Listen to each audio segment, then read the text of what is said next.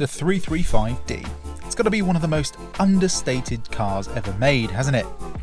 I mean, if you took the badges off, there's no discernible difference between one of these and a regular 320D. Yet despite the lack of visual difference, this thing has more torque than a BMW M4. The saying wolf in sheep's clothing doesn't even do this thing justice, I think. It's more prime Mike Tyson in the shape of a Pomeranian. Let's review it then, shall we?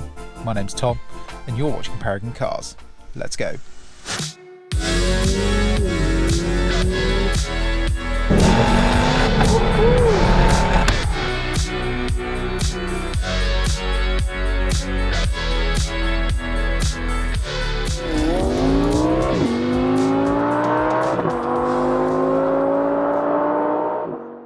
Before we start, please like, subscribe and hit the bell if you'd like us to keep bringing you this content.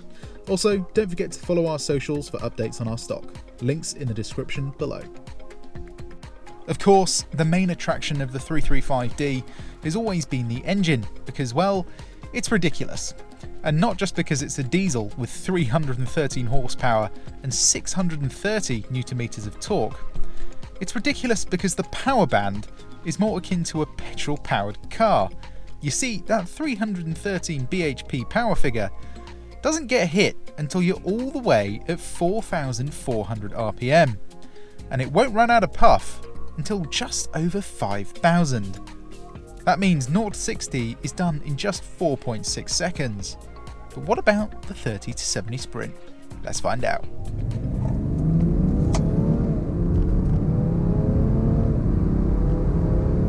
This thing really is hilariously fast. We equalled the time of a 2017 Mercedes A45 AMG at 4.17 seconds, which for a diesel is mighty impressive indeed. Map one of these, add some wings, and you'll be doing transatlantic flights in no time. The interior may look a tad dated to most now, but you know what? It's a lot easier to use than the latest touchscreen filled cars. Scroll wheel, physical climate and physical buttons on the steering wheel make this an absolute pleasure to use on the move. There is one thing that BMW did wrong though, but we'll get onto that later. The rear offers ample room for anyone 6 feet and under. If you're any taller than that, you may struggle though. You get your own climate and a very well designed armrest with cup holders that fold out the way when not in use. Then the last bonus is that the rear windows go all the way down, which means the car-sick child won't chunder all over your nice leather seats. The boot, while large, has one enormous flaw. Well, actually I guess it's more a fault with the seats. You see, they don't fold down. Nope, that's an optional extra. Seriously BMW, not cool. Anyway, let's get behind the wheel and use this 335D for what it's meant for. Oh, is it good to be back in one of these. The 335D has got to be one of my favourite diesels today because it just does everything. You know, you get good MPG, fun handling, and it's just all round a really nice car to drive.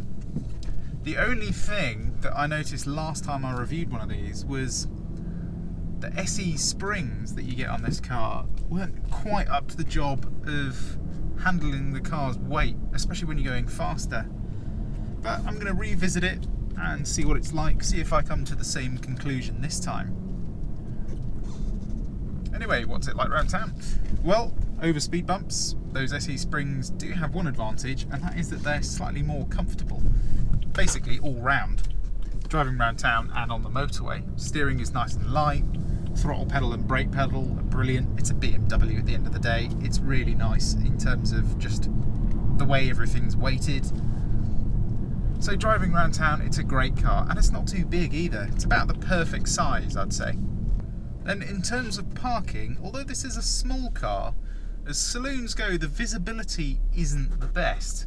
The view out the rear view mirror isn't particularly good. It feels kind of zoomed in to me, and there's just not a very big rear window to see out of. Thankfully this car has a reverse camera, so you don't really need a rear window anyway. Then you've got nice accurate parking sensors telling you where you are, and overall it's still really easy. You've got plenty of steering lock, nothing to complain about too much. I just wish the rear view mirror was a little bit better judged. Now then, coming out of junctions, engine is off, half throttle, see how we do. And this is where the 335 is a bit of a monster, because you've got the xDrive system and 700 newton meters of torque coming in from basically 0 RPM. You absolutely fly off the line, and thankfully the start-stop system is actually fairly good, so you're not waiting for too long for the engine to start. Some diesels, especially diesels, can be pretty slow off the mark when it comes to starting the engine. Like, you're waiting half a second to a second, which is way too long in that kind of situation.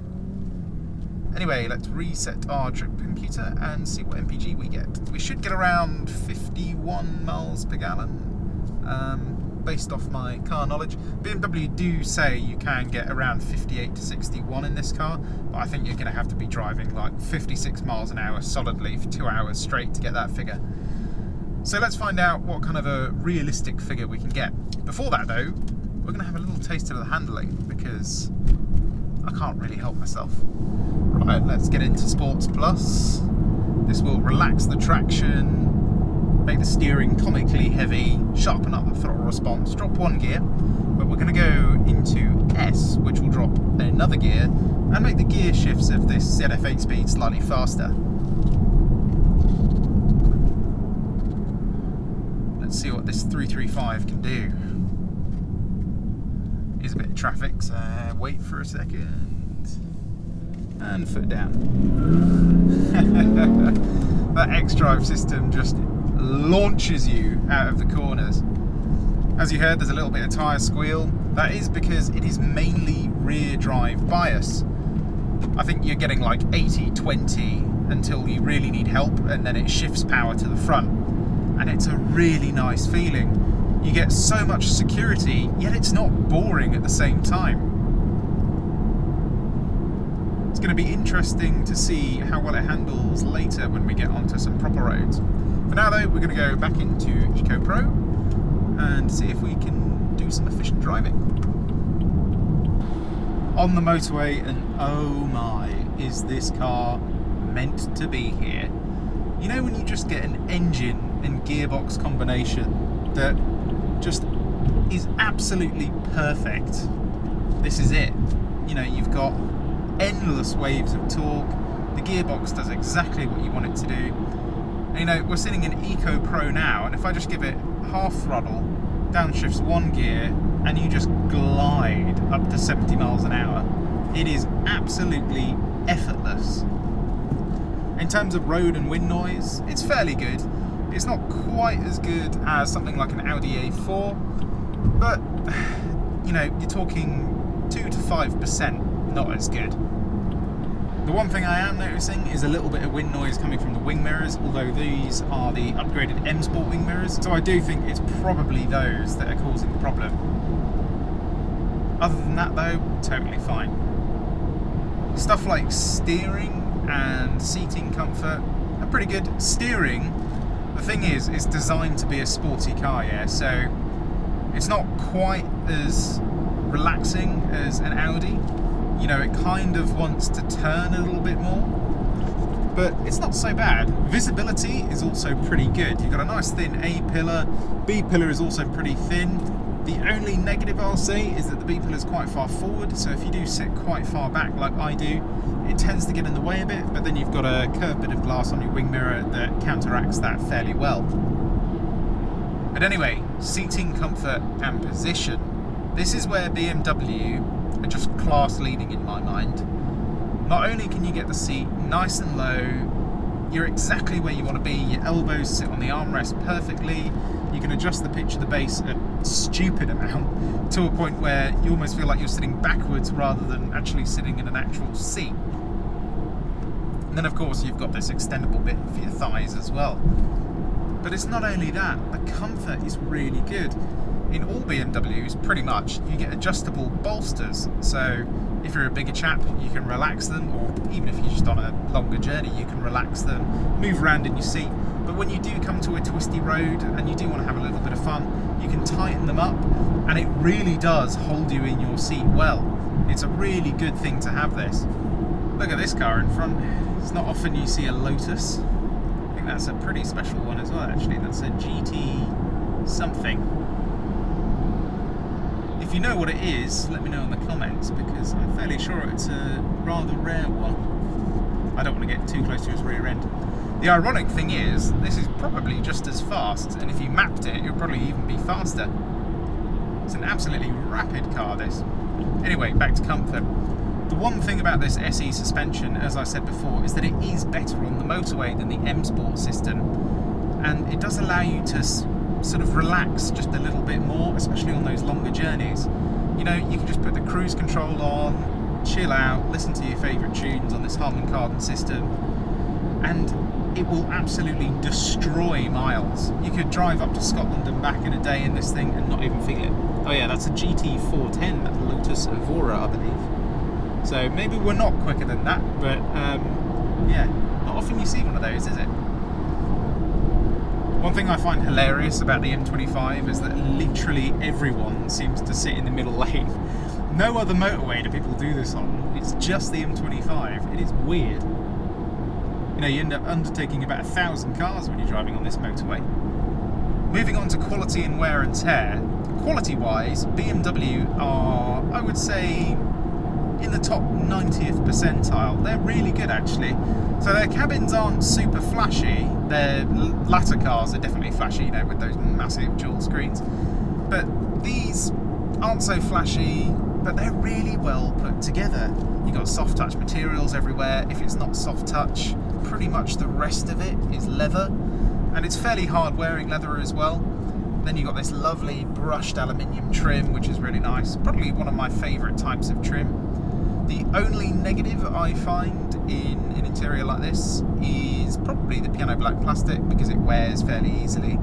And you can polish it to get rid of the swirl marks, but it's not something you should have to do, to be honest. It's just kind of an annoying thing to have, plus it reflects a lot of light as well. Then in terms of wear and tear, you've got a little bit on the seat bolsters, but that's pretty much the same with any car. It's very rare you don't get that. And then the only other thing is the steering wheels. BMW's steering wheels aren't quite up to par, I don't think. They do seem to wear fairly quickly. And if you're not careful, the finish, especially on the top of the steering wheel, because a lot of people like to drive that, especially BMW drivers, the finish will actually come off, which is a big no-no in my mind, especially on a car that's only like 4 or 5 years old. Something like a steering wheel should be built to last 15 to 20 years before it needs replacing, really, especially if you're careful with it. Thankfully this car, although it's 5 years old, has actually been looked after fairly well. So if you do have a BMW, make sure you either use a magic sponge, be careful with those though, they are abrasive, or get a leather cleaner and just make sure you clean it once a month and then treat it with some leather balm and you'll be good to go.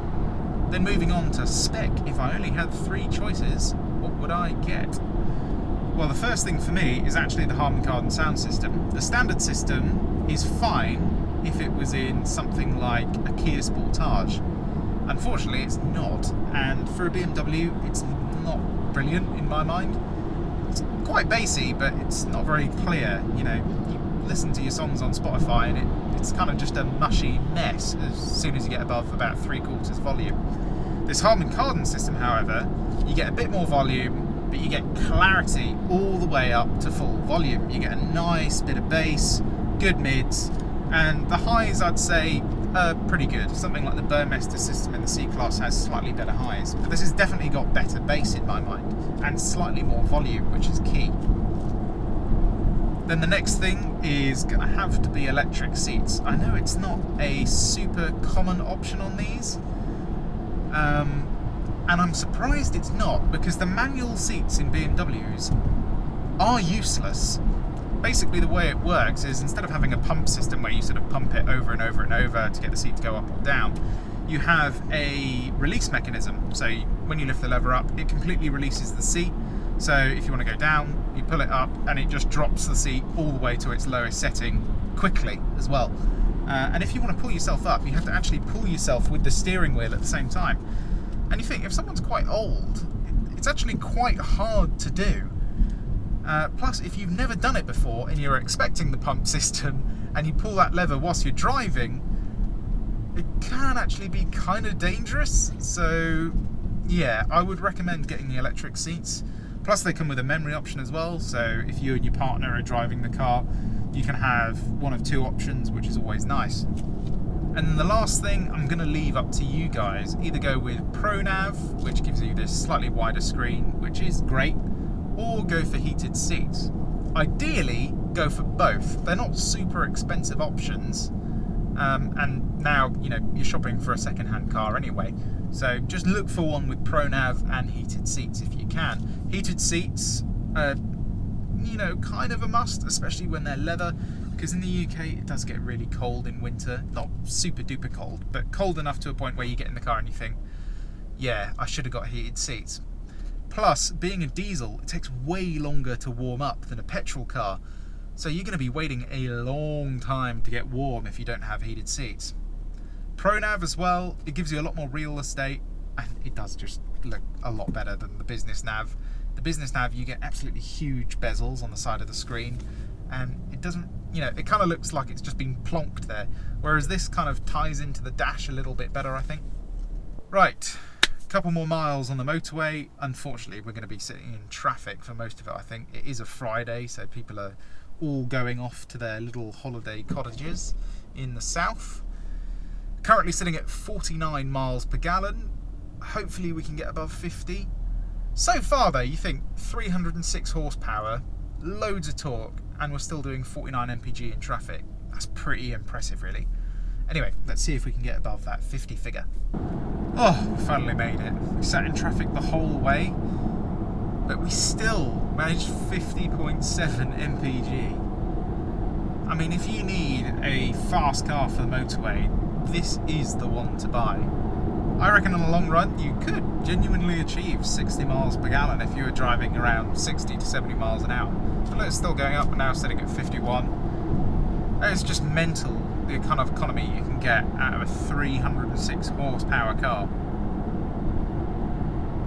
Anyway, let's put that power to good use and see what it's like on a B road. Right, we're back in Sports Plus. Let's see what this 335D can do. Let's see if those SE springs are any different from the M Sport ones. Foot down. Oh yes, it's still a BMW. Rear always goes first in these. Oh, my god, this thing is a serious weapon.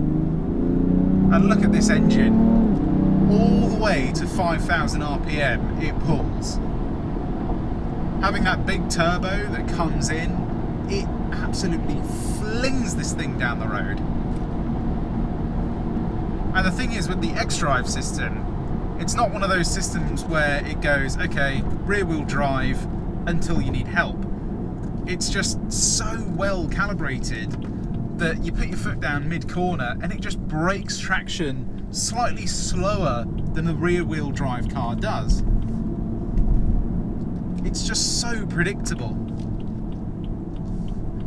You know, it's not quite as playful as the 340i, but it's easier to get into and it's more confidence-inspiring. Right, let's see if I can keep my foot to the floor here. I'll probably end up above 70 miles an hour though, so I've got to be careful. Right, look at this. Oh my god. The car doesn't even complain. It's just mad. You've got so much front end grip that no matter what you do, you're never really going to understeer. And the thing is, last time, I don't think I pushed the car hard enough, because the SE springs, whilst yes, they're a little bit softer, it's kind of nice to have a little bit more roll sometimes. You can feel what the car's doing more. And foot down. Like, look at that. It doesn't go super sideways, but it pulls you round the corner. You know what the car's going to do. Absolute weapon. I mean, that's the only way to describe it. You know, if you mapped one of these, you know, let's hope the police don't get one. I can see why they use the 30D. That's already fairly quick. If they had mapped versions of these, you ain't getting away from it, that's for sure. You know, they're going to sit right on your tail till you run out of fuel.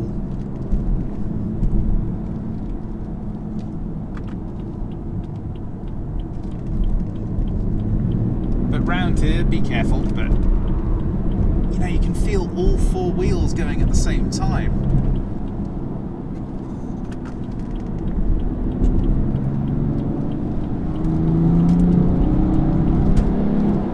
And it doesn't step out on you, it doesn't scare you. So on flatter, faster roads, the SE suspension does do fairly well. If you upgrade it though, it's going to be slightly sharper. And I would still recommend it, to be honest. You know, if you want this car for having some fun with, then definitely get some slightly stiffer springs. But if you just want the occasional fun, then you really don't need it, to be fair. Wow, what a weapon. And the good thing is, if the roads are wet, it just gets more fun. You know, like in winter, a rear-wheel drive BMW, you might get a bit stuck. This thing, whack it in Sports Plus, no problem. You're still going to have just as much, if not more fun in this thing. What an absolute beast of a car. Let's see what it's like down some tighter B roads though, because last time it did kind of fall apart. One thing I noticed during this review is I haven't gone into manual at all, so let's do that now and see what this gearbox is like when I take full control.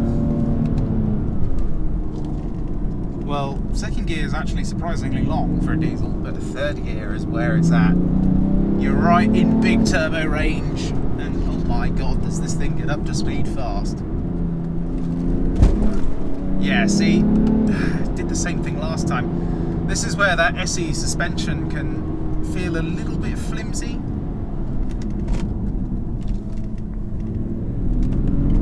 But coming out of corners like that, my god, does it pull.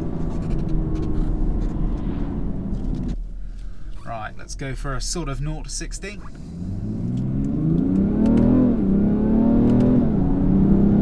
Oh god. It's like a really torquey Golf R.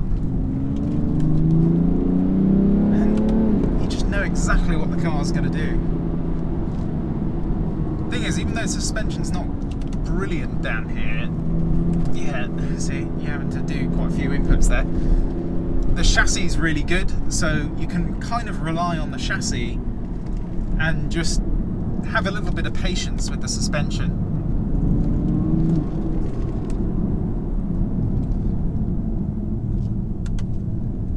But overall, I mean, best diesel you can buy right now, hands down. I can't think of anything better than this. I mean, maybe the new one is slightly better. I do think it's got slightly different dampers, though correct me if I'm wrong. I'm hoping it does have the M Sport dampers. That would be good. But Jesus Christ, it's that level of torque where you really feel it pushing your eyeballs back in your head. It's this bump here in particular. I'm going to have to slow down now because this guy's driving like a wally. But it's that bump back there where you really feel the suspension lose its way quite a bit. Wow, this guy must have something heavy in the back, eh? 20 miles an hour in a 60. But again, if you want a diesel that's fun, economical, spacious, potentially practical, as long as you get the right options, then this is the car to go for, really. Well, I think I've already summed it up pretty well there. I really can't think of a better diesel car than this, other than maybe the newer 340D. But if you've only got 25k to burn, then the 335D is just the best diesel you can buy. It's cheap to run, Good in all weather, fun in all weather, and most importantly, an absolute weapon. As always, I hope you enjoyed this review. If you did, give it a like and why not subscribe? As not only can you see more content like this, you can see everything we have for sale, which thankfully includes this absolutely gorgeous BMW 335D. My name's Tom, and you've been watching Paragon Cars. I'll see you on the next one. Goodbye.